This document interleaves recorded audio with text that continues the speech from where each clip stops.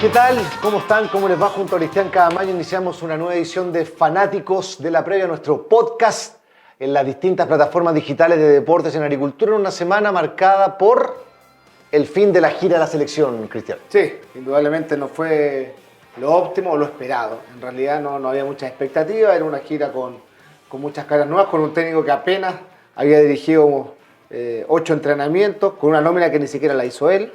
En definitiva era mucho el riesgo, lo corrió el Toto Berizzo, pocas cosas que destacar y indudablemente mucha preocupación de cara al futuro inmediato, tomando en cuenta que se pensaba que había una base importante para reemplazar a la generación dorada y de pronto nos encontramos enfrentando a rivales mundialistas que esa supuesta segunda línea de la selección todavía no está preparada. 2 derrotas en los 90, un empate frente a Ghana y después derrota en los lanzamientos penales. Esto va a cargar negativamente el porcentaje de rendimiento de Eduardo Berizzo en la selección chilena, pero él decidió correr el riesgo, como decía Cristian. Para mí, un error. Para mí lo desgasta, para mí hace que sus números no sean buenos. Para mí lo positivo hubiera sido que viajara desde la tribuna, observando, conviviendo con los jugadores, pero no a cargo del equipo, porque estaba recién llegado, porque firmó después de la nómina, etc. Lo concreto es que para Berizzo, a pesar de los malos resultados, hay un saldo positivo porque según él, ya lo vamos a conversar, descubrieron algunos jugadores. Escuchamos al técnico de la selección chilena. El balance final creo que tiene que ver con el descubrimiento de algunos futbolistas que confirmamos en esta gira. Evitaría los nombres porque tendría que puntualizar y no quiero que el no nombrado sienta desventaja sobre eso, pero hemos encontrado futbolistas interesantes, futbolistas que se pueden acoplar a la idea, incrustar en lo que queremos. También debemos seguir trabajando, encontrando nuestro desarrollo de juego, después de encontrar esa presencia de futbolistas que hemos descubierto algunos, debemos seguir desarrollando nuestra idea y jugar a nuestra manera. ¿Se encontraron jugadores? A ver, indudablemente que ¿O se consolidaron algunos que estaban, pero que no tenían la opción de jugar mucho con la generación dorada? Sí, yo creo que hay que marcar algunas situaciones puntuales en determinados futbolistas porque se esperaba mucho de los que ya vienen siendo titulares o compartiendo titularidades con los de la generación dorada. Caso Ben Brereton, caso Paulo Díaz, caso Joaquín Montesino, Marcelino Núñez, Kusevich, que han sido importantes en la última parte del proceso de Lasarte y que no marcaron diferencia. Y me quiero detener en el caso de Paulo Díaz, puntal para Berizzo, el jugador con más minutos en esta gira, lo alineó en los 3 compromisos como titular zaguero central, movió a Medel incluso en la zona de la media cancha para darle esa condición de inamovible o de indiscutido a Paulo Díaz. Me parece que no volvió a repetir las actuaciones de River. Sigue siendo un tema esta transformación de ponerse la camiseta de la selección desde el cuadro millonario. No es esa gran figura, no es el caudillo, no es el líder y no sé cuánto más tenemos que esperar de un futbolista ya con casi 40 partidos en la selección, con 27 años y que algo pasa cuando se pone la roja. No es el mismo futbolista que brilla en el torneo argentino. Escuchemos precisamente a Paulo Díaz, como decía Cristian, el que más jugó, el que sumó más minutos en esta gira, en estos 3 partidos de la Copa Kirin en Asia. Aquí está el análisis de la gira del central, del defensor de River Plate. Fue bueno conocer al nuevo cuerpo técnico, a nuevos compañeros que se van integrando. Y de los 3 partidos yo creo que es malo por el tema del resultado más que nada, pero después en juego yo creo que mejoramos un montón, tuvimos una idea de juego y eso se vio reflejado también en los partidos, así que nada, por un lado bueno y el otro lado un poco mal. Yo creo que sí, yo creo que, como te digo, viene gente nueva, que viene a demostrar, que tiene que estar acá y obviamente que el espíritu tiene que ser siempre para hacerlo de la mejor manera y ojalá poder en la siguiente convocatoria poder seguir con el mismo espíritu para ojalá conseguir buenos resultados. En deuda porque no es un desastre ni mucho menos, pero es un jugador con un rendimiento superlativo, incluso capitán en River Plate, uno de los 3 mejores equipos de Sudamérica, Ese nivel no lo ha mostrado nunca la selección cuando ha jugado en su puesto como central. Ha sufrido como lateral, pero cuando juega como central uno espera que sea el caudillo. Sí, indudablemente que en un equipo que está recién conociéndose, recordemos que en estos partidos utilizó muchos laterales que habitualmente no eran seleccionados, pero hizo caso de Mesatú, una de las revelaciones de esta gira, o quizás la revelación de esta gira, no para ser titular ni mucho menos, pero por lo menos para tenerlo en vista o considerado en una posición laterales que no sobran. También jugó Ibacache por el otro costado, a rato jugó Mena, en otro momento jugó Jason Rojas, en otro momento jugó Paso, pero indudablemente que uno espera más de Pablo Díaz y de una u otra manera Berizzo también espera más. Al ponerlo en los 3 partidos como titular, en desmedro de Medel, que uno decía, bueno, ¿sabes qué? Que Medel ordena el equipo desde el fondo. No, lo puso de volante central en las veces que lo utilizó, te dan una señal. Ojalá que Pablo Díaz entienda que de una vez por todas se tiene que transformar en ese futbolista tan trascendental para River en la selección porque lo necesitamos en una zona tan delicada de la cancha. Si tuvieras que elegir uno, el mejor jugador de la gira, una gira que nos dejó muchas cosas positivas. No superó nada, de 1 a 7 ninguno para mí superó la nota 5, fíjate. Y quedaron en deuda varios de los experimentados, afuera Pero Pablo Díaz. uno. Mira, porque no lo conocíamos, porque era un chico que de verdad nadie tenía mucha fe. Yo me quedo con Mesatú, como dentro de lo más destacado, como no le pesó la camiseta, no cometió errores, no se lo vio torpe con el balón, no se lo vio fuera de posición prácticamente nunca. De hecho, en el tercer partido lo utilizaron como un volante a ratos de salida y no pareció tan desacomodado como otros futbolistas que fuera de posición parecían un desastre. Me quedo con Mesatú y el resto muy lejos. Joaquín Montesino, muy mala gira. Brereton tiene que convertirse en el goleador del equipo, no aprovechó las pocas que tuvo. Mala gira de Pablo Galdame, en deuda Tomás Alarcón. Uno espera más de Alarcón y Galdame porque son volantes que en algún momento tendrán que tomar la posta de Aránguiz, de Vidal de Pulgar y están cada vez más lejos. Ellos llegaron a Europa y no se acercaron, sino que se alejaron del nivel de la generación dorada. Fíjate que Chile lo que viene para la Roja es la fecha FIFA, la última del año antes del Mundial, en el mes de septiembre, y después, en las semanas previas al Mundial, las selecciones mundialistas van a realizar una serie de amistosos y es muy probable que Chile aproveche eso para hacer sparring y para tratar de mover al equipo. Ahora, ¿qué harías tú, por ejemplo, en esta gira de septiembre, fundamentalmente, que son 10 días casi exclusivos de trabajo? ¿Vas con una nómina sub-25, como algunos postulan, o ya empiezas a involucrar a algunos de la generación dorada? ¿Qué es lo que hay que hacer ahora? Sub-25 absolutamente. La generación dorada sabemos a lo que juega, sabemos el desgaste que tiene, sabemos cuánto rinde cada uno, cuánto calza cada jugador. Aquí hay que empezar a consolidar a chicos menores de 25 años que se acostumbren a asumir la responsabilidad de la Roja, a vestir esa camiseta y a empezar a mecanizar. Hay que morir con algunos jugadores, tiene que elegir Berizzo, como lo hizo Bielsa en su momento. Más allá de los cracks, Bielsa jugaba permanentemente con Marco Estrada, permanentemente jugaba con Bocellur, que en ese momento estaba en O'Higgins, lo mismo Carmona, Rodrigo Millar, titular en el Mundial. Gonzalo Jara, que era suplente en Colo-Colo y se la jugó por él. Jugadores que fueron una opción, los trabajó, mecanizó movimientos, mecanizó un funcionamiento y eso trajo resultados. Sí, bueno, Berizzo vivió ese proceso, veremos qué es lo que hace. Tiene más tiempo que Bielsa, recordemos que Bielsa llegó un mes antes del inicio de las clasificatorias a el 2007. Sudáfrica. Él llegó en fines de agosto, en septiembre jugó 2 amistosos en Europa y en octubre ya estábamos jugando con Argentina en Buenos Aires. Berizzo tiene mucho más tiempo, tiene más fechas FIFA para trabajar, tiene la posibilidad de ir conociendo en microciclo a sub-23 y a sub-20.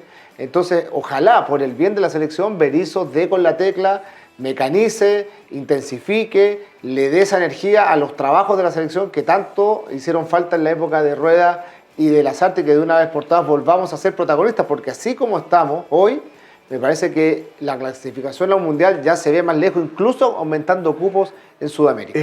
Cierre de los repechajes esta semana con la clasificación de Australia, dolorosa para Sudamérica, la eliminación de Perú por penales, y en el otro duelo Costa Rica ganándole a Nueva Zelanda y metiéndose en su tercer mundial consecutivo y su 6ª participación en una Copa del Mundo. Están hechos los grupos, están todos los clasificados. Revisemos la gráfica. ¿Cómo son las series? El grupo A cada año. Qatar, Ecuador, Senegal, Países Bajos. Después vamos a hacer un jueguito a ver quién te gusta a ti para primero y segundo. Grupo B, Inglaterra, Irán, Estados Unidos y Gales. El bien contra el mal, como dirían en los años 80 en la Guerra Fría. Grupo C, Argentina, Arabia Saudita, México, Polonia En el grupo D, Francia, Australia, Dinamarca, Túnez. Grupo E, España, Costa Rica, Alemania, Japón. Grupo F, Bélgica, Canadá, Marruecos, Croacia.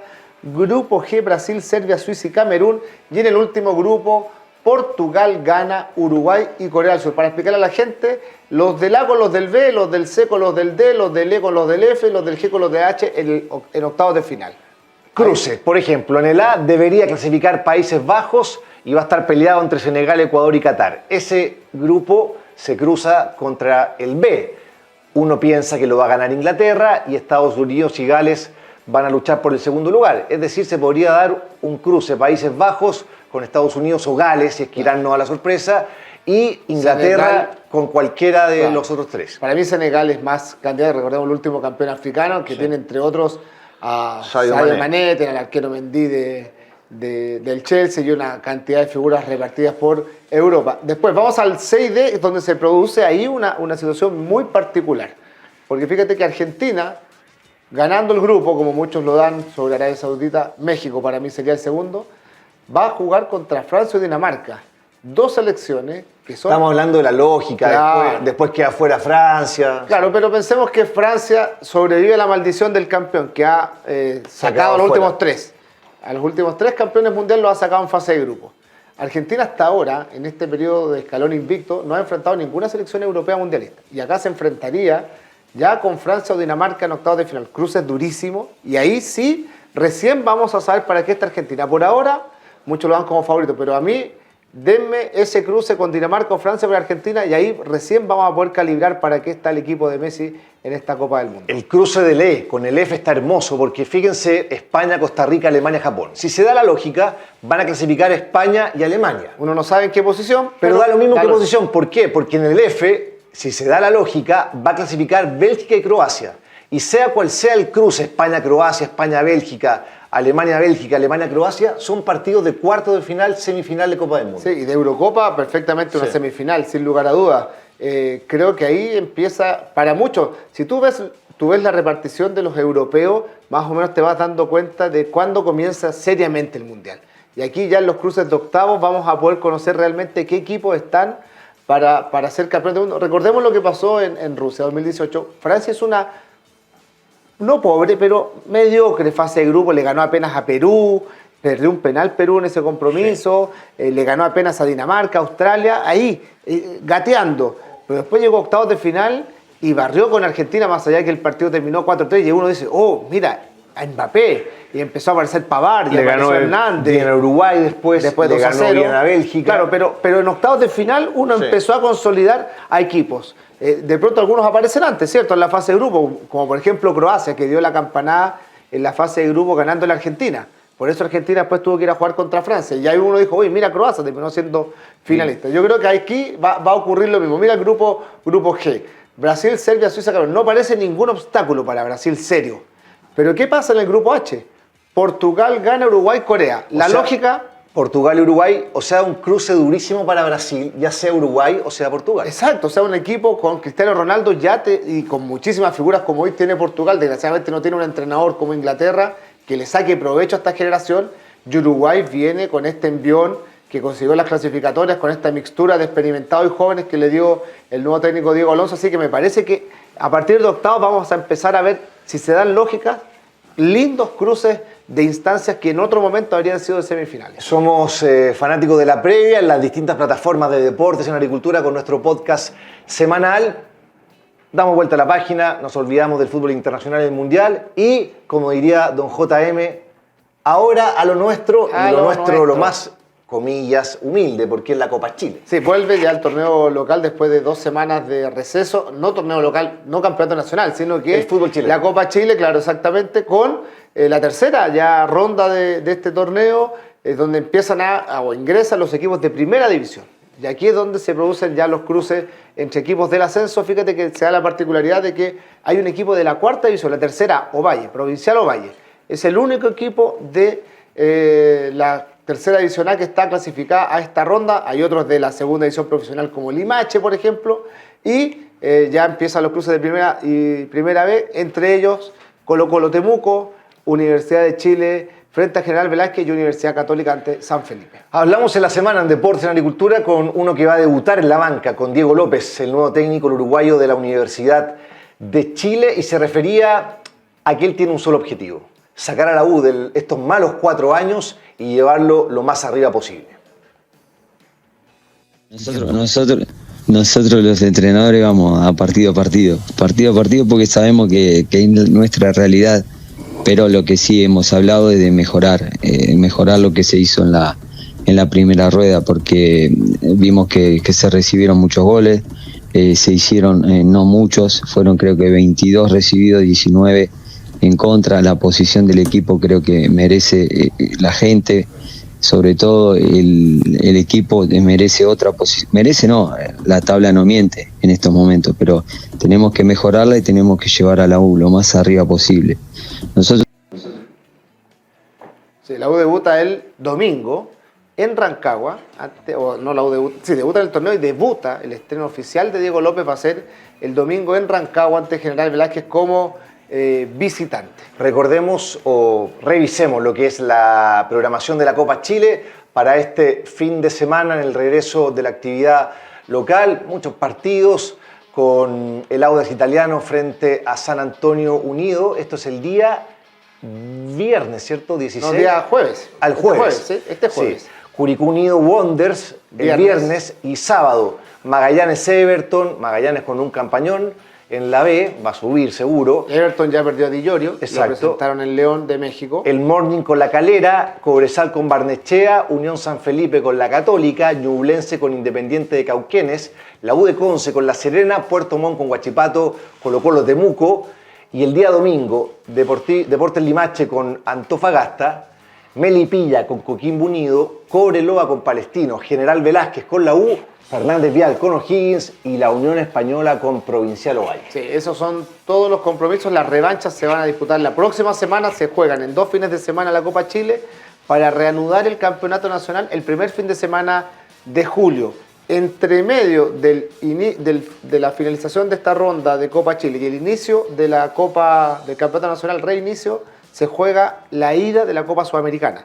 Ahí Colo-Colo y Católica vuelven a tener participación en el concierto internacional. Colo-Colo ante Inter de Porto Alegre y Universidad Católica frente a Sao Paulo. Llaves durísimas para ambos equipos chilenos que desgraciadamente, a diferencia de los brasileños que vienen jugando seguido el campeonato, van a llegar con este tipo de partidos, con este ritmo de competencia frente a equipos de primera vez, que no es lo más óptimo, evidentemente, para enfrentar a equipos brasileños en una competencia internacional. Copa Chile este fin de semana, pero proyectemos un poco lo que va a pasar en el regreso del torneo nacional, que tiene a Colo-Colo, a Ñublense, a la Unión peleando, a la Católica bien abajo, intentando recuperarse con Holland. 10 puntos de los líderes. Exacto. En este caso. Y a la U, que ahí coqueteando siempre con la parte baja. A 12 puntos del Ahora, líder.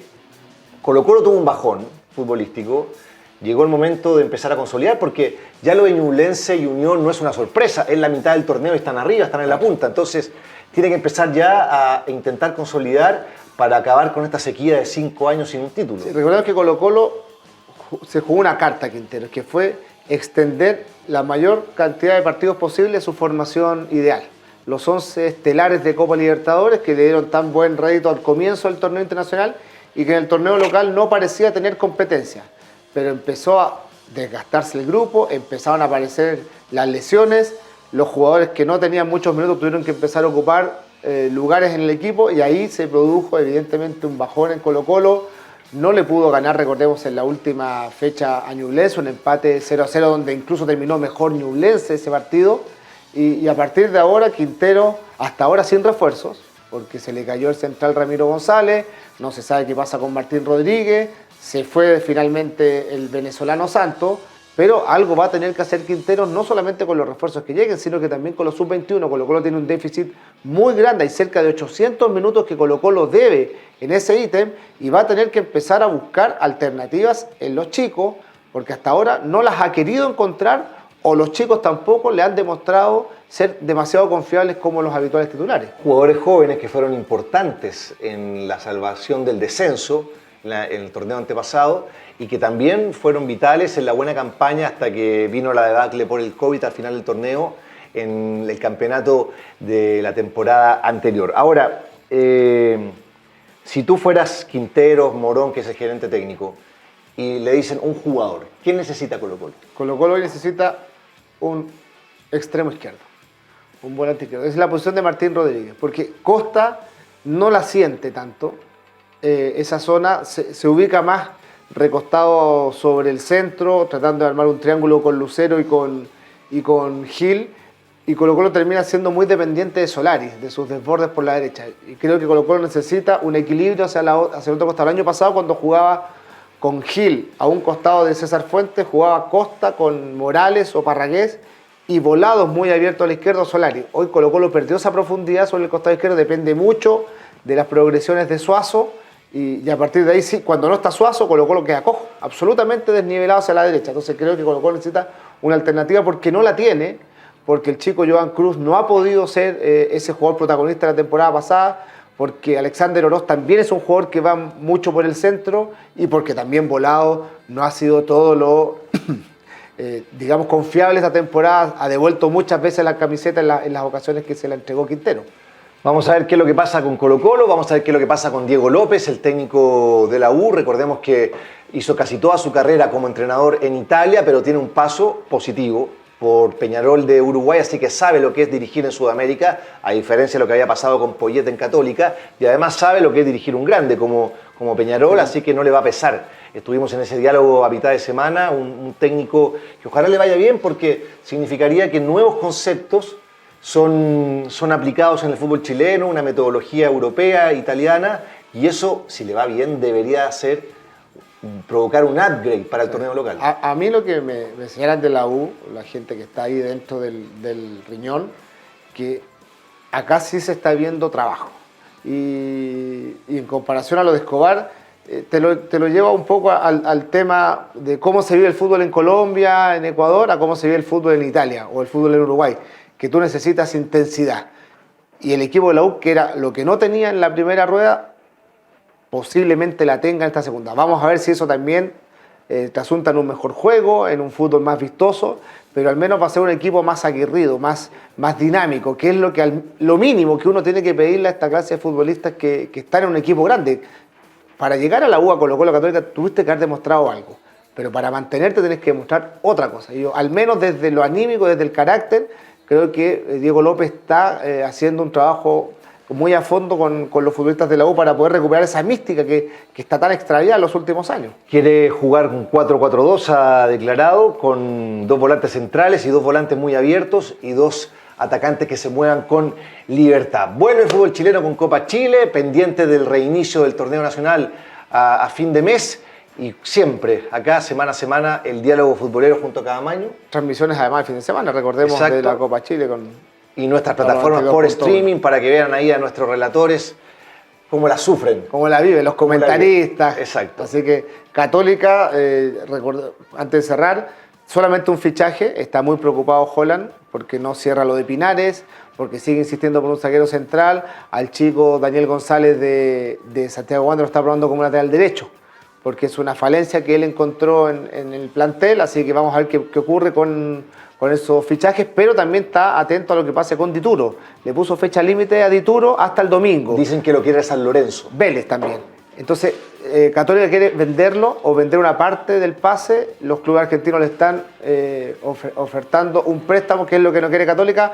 Le dijo a Dituro y a su representante hasta el domingo. Si de aquí al domingo no llega una oferta concreta por el pase, Dituro permanece en Católica el segundo semestre, tal como dijimos acá en Deporte y Agricultura hace un par de semanas. ¿Nos vamos a la radio? Vámonos a la radio, al programa a las 14. 14 horas, todo listo, esperando. Deportes en Agricultura, con Pinilla, con De Tesanos, con todo el equipo acá en la radio. Un abrazo, que esté muy bien, Caamaño, un placer. Que esté bien. Chao, chao. Chao, chao.